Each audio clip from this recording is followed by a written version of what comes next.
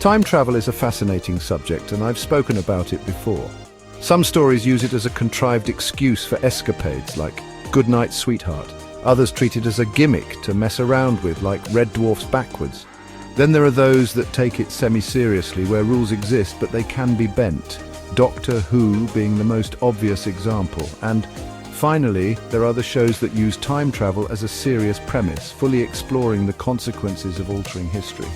Quantum Leap did this brilliantly, focusing on character-driven narratives and the emotional weight of changing people's lives. And then there's today's subject, a show that had all the ingredients for greatness, but got lost somewhere in the swirling vortex of time. Welcome to the Snake Pit, where we're full of bile and venom.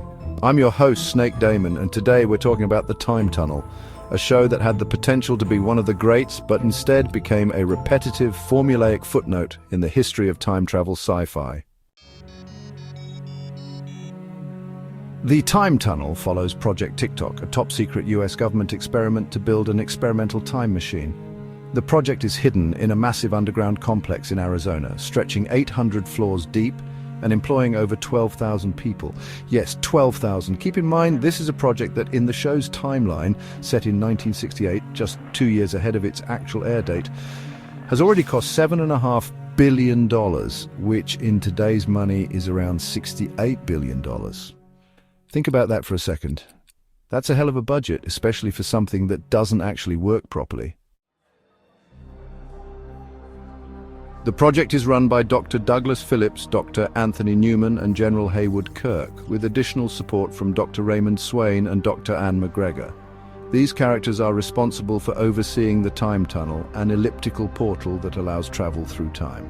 However, when a senator arrives to evaluate the project and threatens to cut funding, Tony Newman, one of the lead scientists, recklessly throws himself into the tunnel to prove that it works.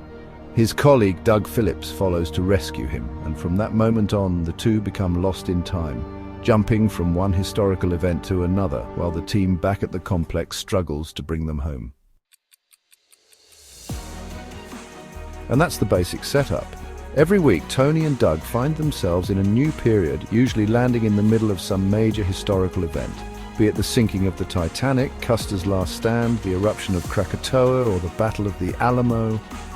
They run around trying not to die, occasionally affecting the course of history, while the scientists at Project Tic-Toc watch their struggles like it's reality TV. Sounds exciting, right? Well, the problem: formulaic and repetitive storytelling. For a show about infinite possibilities, The Time Tunnel sure loved repeating itself. Almost every episode follows the exact same formula. Tony and Doug land somewhere in time. They immediately get separated. They meet historical figures who either trust them instantly or want them dead. Project Tic-Toc locates them, but can't bring them home. Some minor meddling in history happens, usually leading to them getting chased or imprisoned. A last-minute crisis is averted, but before anything is resolved, bam! The time tunnel pulls them away to the next time period, and repeat every single week. It doesn't help that Tony and Doug don't seem to have any control over where they land. They're completely at the mercy of the time tunnel's malfunctioning system, which makes them more like passive victims of time rather than actual explorers. There's no overarching mission, no clear goal other than survive long enough to get yanked to the next disaster. After a while, this gets exhausting because there's no real sense of progress. They never get closer to getting home. And they don't even have the illusion of agency like Sam Beckett in Quantum Leap, who at least had some purpose. The Doctor Who influence is obvious. The Time Tunnel's format is basically a historical adventure series, much like the early Hartnell years of Doctor Who, but without the Doctor to provide any real guidance or larger stakes. And then there were aliens.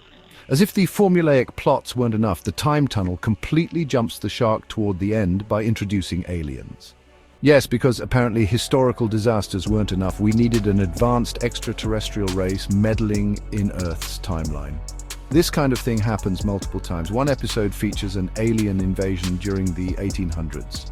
Another sees Tony and Doug encountering a UFO while in the past, and in a particularly absurd moment, Machiavelli is transported to 1863 during the Gettysburg campaign, because why not? At this point, the show completely abandons any pretense of being about history and just turns into a random sci-fi free-for-all.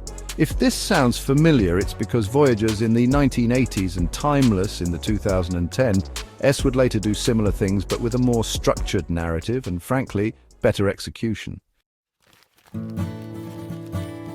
ABC pulled the plug on the time tunnel after one season, meaning we never even got to see Tony and Doug return home. They were left permanently lost in time, tumbling from one disaster to the next. And honestly, considering how repetitive things had become, maybe that was for the best.